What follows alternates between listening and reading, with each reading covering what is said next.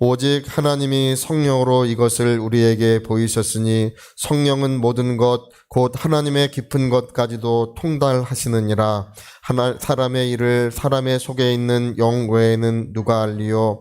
이와 같이 하나님의 일도 하나님의 영 외에는 아무도 알지 못하느니라.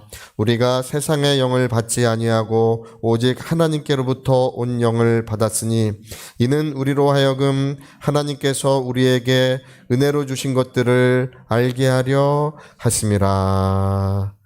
아멘. 네, 오늘 성령에 대해서 우리가 말씀을 듣고 있습니다. 예수님이 그 시내산에서 그 하늘 보좌에 오르셨는데요. 이제 부활하신 다음에 40일이 지난 다음에 이제 그 예루살렘에서 조금 떨어져 있는 그 감람산, 감람산에서 이제 제자들이 보는 앞에서 예수님이 하늘에 승천하셨습니다. 하늘 보좌에 오르셨는데 하늘 보좌에 오르실 때 이런 말씀을 하셨어요. 너희가 몇 날이 못 되어 성령을 받으리라. 몇 날이 못 되어 성령을 받으리라. 이렇게 말씀하셨어요. 그러니까 예수님이 가실 때 두 가지 큰 약속을 주고 가셨는데 하나는 몇 날이 못 되어 성령을 받으리라고 하시는 말씀과 또 한 가지는 내가 세상에 다시 오리라. 그 약속을 남겨놓고 가셨어요. 근데 제자들이 이제 가장 관심이 있던 것이 무엇이겠습니까? 몇 날이죠, 그렇죠? 성령이 오신다고는 했는데 야, 며칠이다. 이렇게 딱 가르쳐 주시면 좋은데 저도 이제 목회를 하다 보면 그래요. 늘 기도할 때 하나님 언제입니까? 이게 언제가 중요한 거예요? 할렐루야. 언제 기도를 응답해 주시는데 언제입니까? 하나님 역사해 주시는데 언제 해 주시는 것입니까? 늘 이제 그것이 궁금해요. 네, 근데 예수님 가실 때 딱 날짜를 지정해 주지 않고 몇 날이 못 되어 너에게 성령이 오리라. 근데 언제 오셨냐면 사도행전 2장에 보니까 오순절 날이 이미 이름에 이렇게 돼 있죠.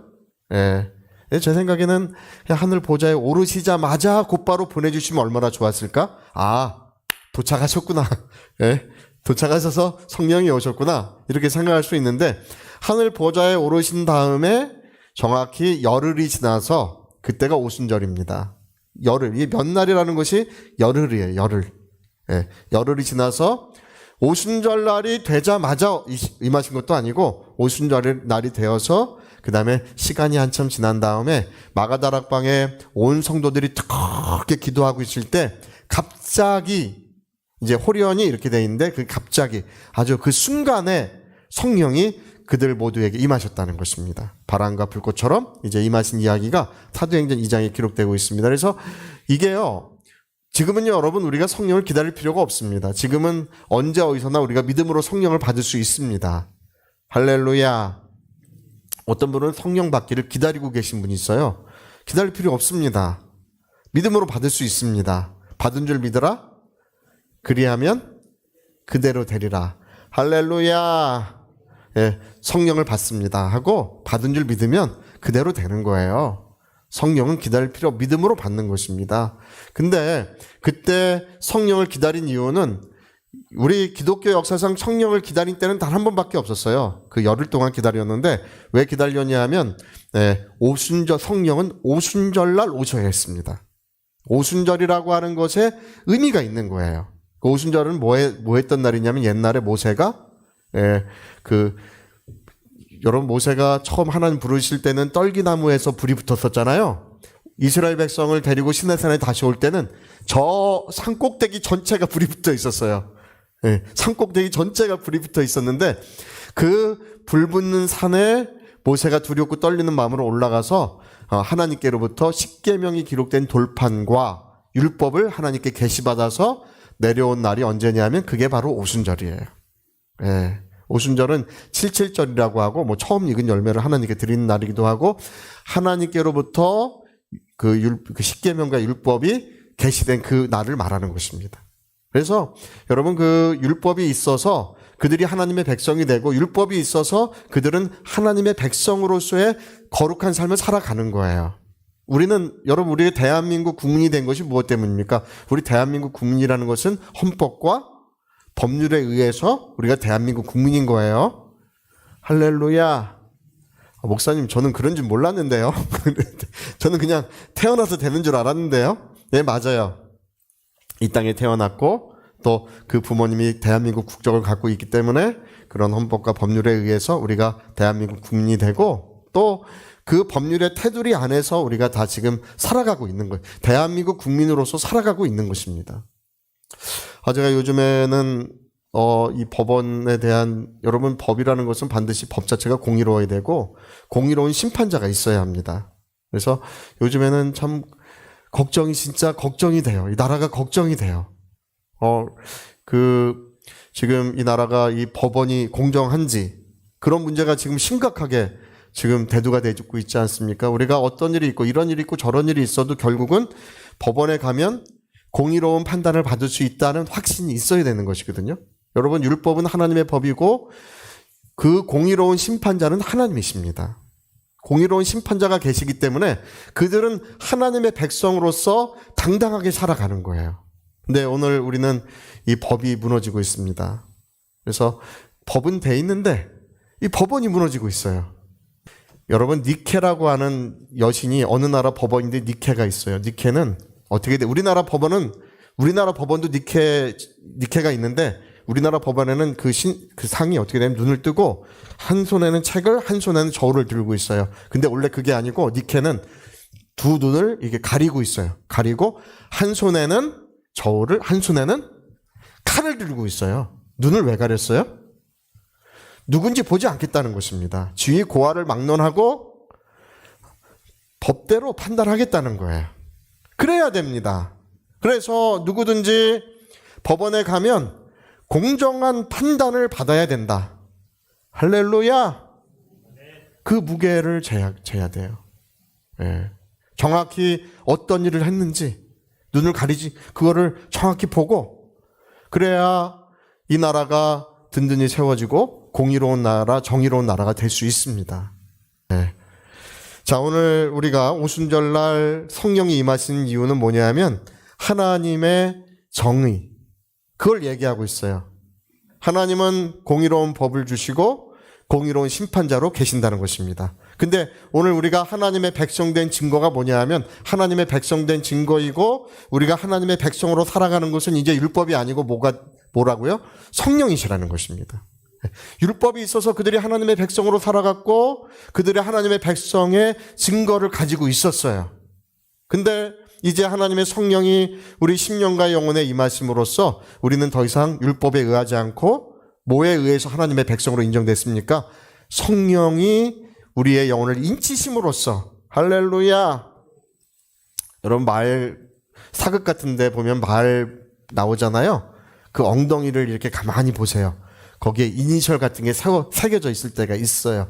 이 말 주인이 누군지를 알기 위해서 이걸 이니셜 그거 쇠를 불에 데워다가 말 엉덩이에다가 그걸 찍어요.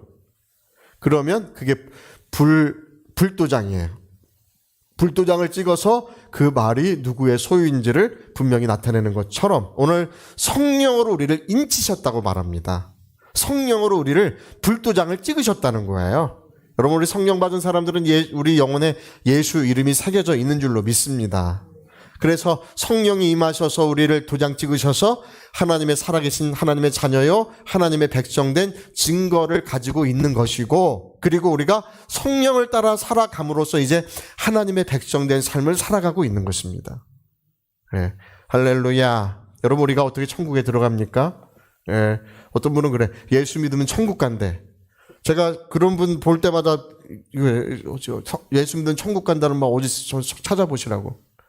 있을 것 같죠? 예수 믿으면 구원받는 거예요. 할렐루야. 그러나 그와 함께 영광을 받기 위해서는 그와 함께 고난도 받아야 할지니라. 이 땅에서 받는 고난은 장차 우리에게 줄 영광과 좋게 비교할 수 없도다.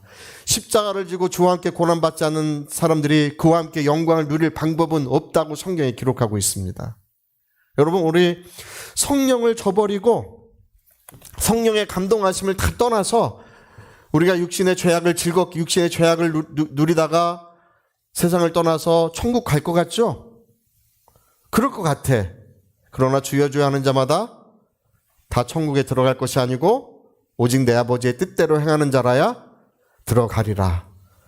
할렐루야.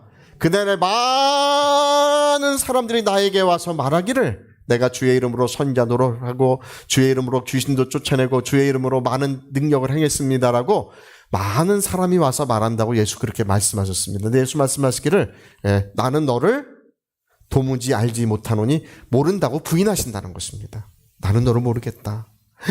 주님 저를 모르십니까? 제가 목사였어요. 제가 장로였어요. 제가 그런 얘기도 있지 않습니까? 그 천국 갔더니 장로님이 중국집에서 짜장면 그거 이제 서빙하고 있더라고. 그래서 집사님이 천국에 중국집 갔더니 장로님이 서빙하고 있어서 장로님 왜 이런 걸 하십니까? 목사님은 어디 가셨죠? 목사님 배달 갔다고. 그런 얘기도 있잖아요. 목사님 배달 갔다고. 예. 여러분, 실제로 그런 일이 있다는 거예요. 주님, 내가 목사였습니다. 내가 장로였습니다. 나 모르십니까? 나 모르십니까? 나는 너를 도무지 알지 못하겠다. 예수 그렇게 말씀하신다는 것입니다. 왜냐하면 하나님의 성령의 감동을 저버리고 살았기 때문에. 여러분, 우리가 하나님의 뜻대로 살아가는 것은 이제 율법을 따라 사는 것이 아니고 성령을 따라 살아가는 것입니다. 성령이 지금 우리의 심령과 영혼 가운데 계시는 줄로 믿습니다. 그분이 나를 이끌어주고 계시는 거예요. 그분이 나를 인도해주고 계시는 것입니다. 어떤 분은 그래요. 목사님 담배 피라는 성경 구절이 피지 말라는 성경 구절 어디 있습니까? 그래요. 있어요? 없어요? 없어요. 없는데 그거는 우리가 율법을 따라 살지 않고 법의 조문을 따라 살지 않고 뭘 따라 산다고요? 이제 성령을 따라 살아가는 거예요. 성령께서 왜 그거 하지 말라고 하시냐면 몸이 상하기 때문에 하지 말라고 하시는 것입니다. 할렐루야. 내 몸을 상하게 하지 말라 그 얘기예요.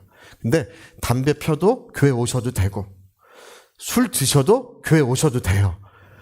할렐루야.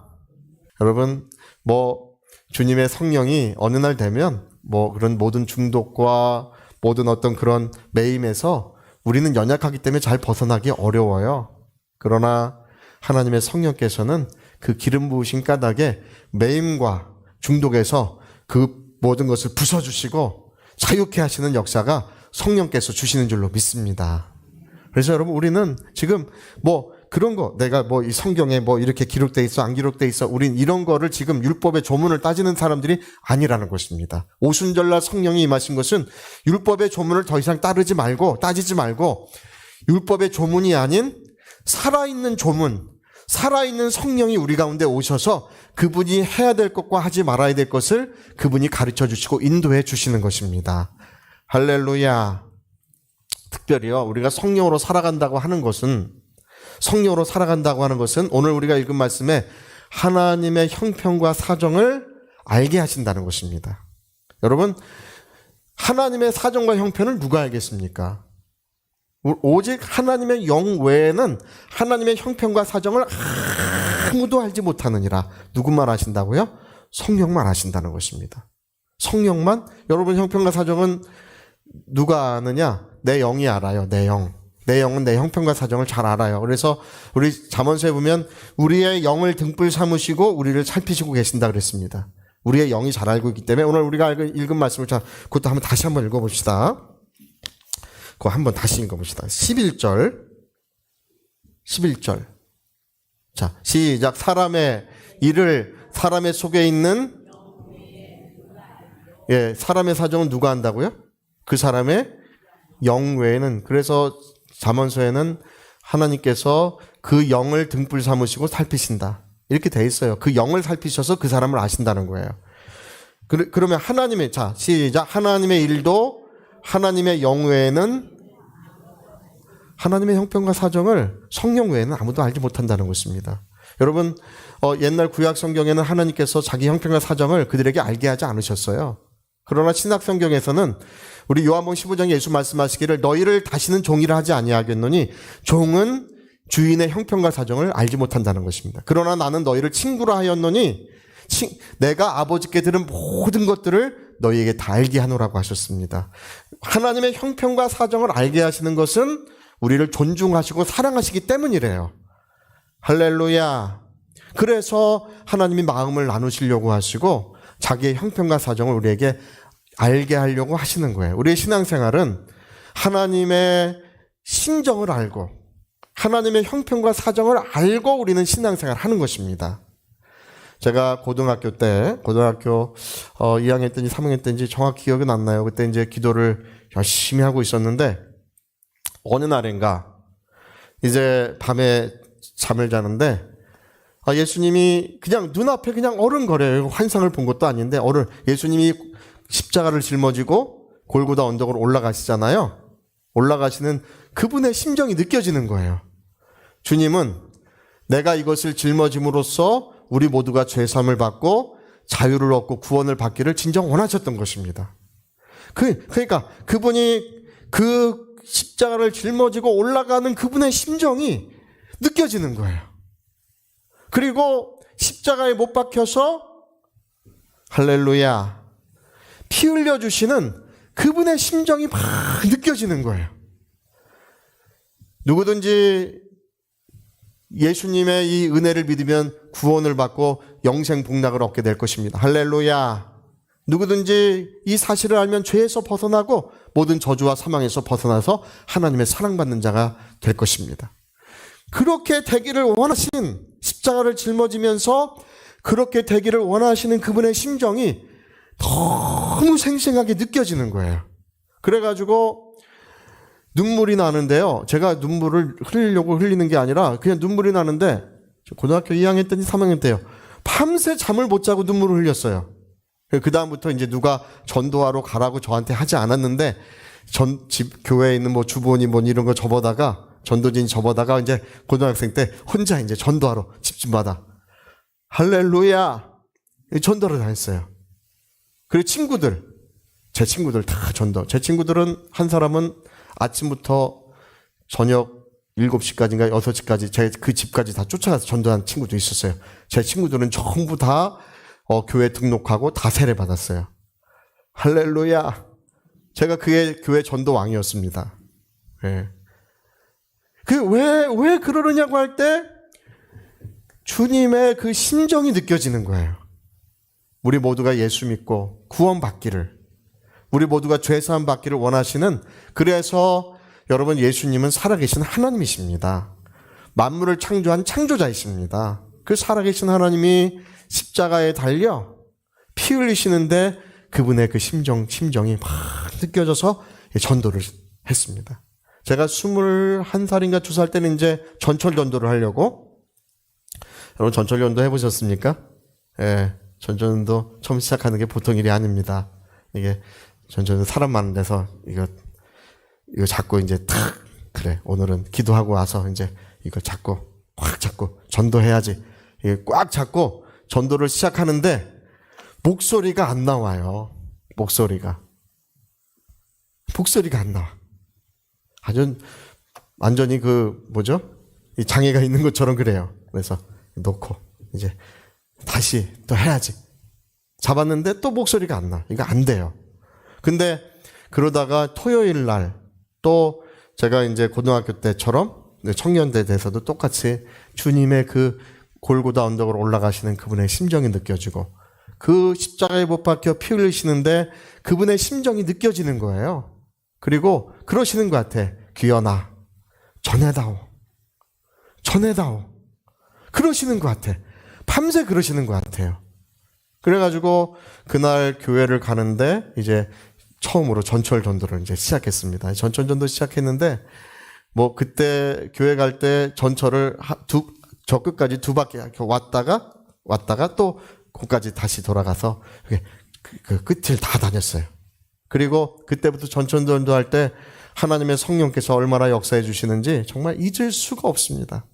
그 중국 선교 갈 때까지, 중국 선교를 이제 24살에 갔는데요.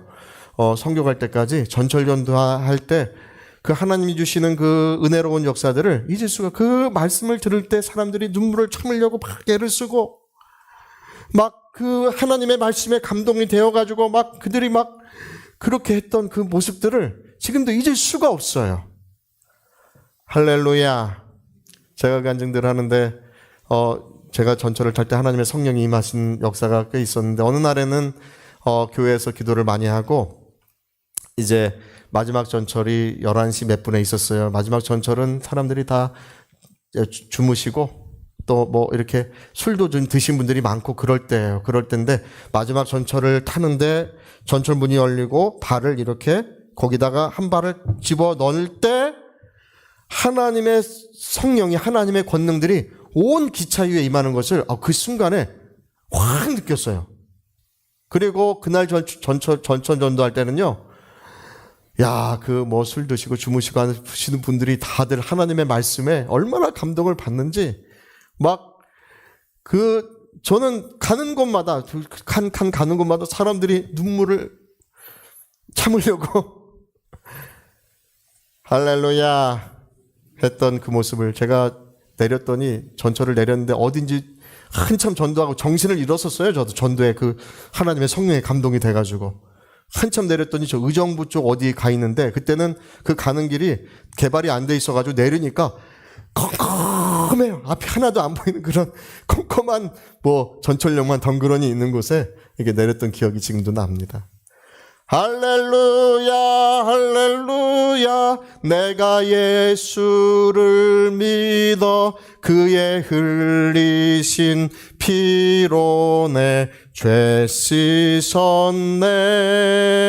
할렐루야 할렐루야 내가 예수를 믿어 그의 흘리신 피로 내 죄 씻었네. 할렐루야. 그날 제가 20몇 살 때 그 전철에서 내려가지고 그 찬송을 부르면서 그 전철역을 내려오고 또 이제 차가 없어서 택시라도 있나 거기서 두리번거리면서 그 찬송을 불렀던 기억이 지금도 생생히 납니다. 여러분, 오늘 하나님께서는 성령으로 우리에게 하나님의 심정을 알게 하시고 하나님의 사정을 누가 알겠습니까? 하나님의 사정을 성령이 우리에게 알게 하심으로써 하나님의 자녀들이 신앙생활하게 하시는 것입니다. 모세는 종으로서 하나님의 온 집에서 충성했지만 예수 그리스도는 하나님의 아들로서 온 집에 충성했던 것처럼 저와 여러분은 하나님의 심정을 알고 하나님의 자녀로서 일하고 있는 줄로 믿습니다. 성령으로 산다고 하는 것, 내가 성령에 충만하다고 하는 것은 하나님의 심정을 내가 알고 그분의 뜨거운 심정을 내가 그것을 가지고 기도하고 그것을 가지고 주의 일을 감당하는 것이야말로 성령으로 살아가는 것입니다. 할렐루야. 오늘 많은 분들이 성령 충만하여 병든 자를 고치고 무슨 이적과 능력이 나타나고 그런 것들을 많이 생각합니다. 그러나 여러분, 진정한 영성, 진정한 성령의 충만이라는 것은 주님의 심정을 갖는 것입니다. 오늘 우리 분당 성교교회는 오순절날 성령이 왜 임하셨는지를 우리가 깨달으시기를 예수 이름으로 축복합니다. 그거 알아야 할 것입니다. 오순절날 성령이 임하신 것은 하나님의 심정을 우리에게 알게 하심으로써 이제 성령을 따라 사는 거룩하고 복된 삶을 살게 하려고 하시는 것입니다. 그래서 여러분, 오늘도 하나님의 성령께서 우리를 감동하실 때 그것을 거절하지 마시고 성령의 뜨거운 감동, 정말 아름다운 역사를 우리의 삶에 이루어 가시기를 예수 이름으로 축복합니다. 할렐루야. 자, 우리 오른손에 주먹 꽉 쥐시고 내 영혼아 성령으로 하나님을 알자. 우리 두 번만 해봅시다. 시작. 내 영혼아 성령으로 하나님을 알자. 내 영혼아 성령으로 하나님을 알자. 아멘. 자, 우리 같이 한번 기도하시겠습니다. 오늘 오순절날 몇 날이 못 되어 성령이 임하신다고 하시더니 오순절날 성령이 임하신 것은 이제 성령으로 하나님을 알고 신앙생활을 하게 하시는 것이구나. 하나님을 알고 내가 하나님을 섬기게 하시는구나. 이렇게 우리가 이 성경에서 그러한 사실을 발견하게 됐습니다. 하나님, 내가 하나님을 모르는 자가 아니고 하나님의 심정을 아는 자가 되게 하소서.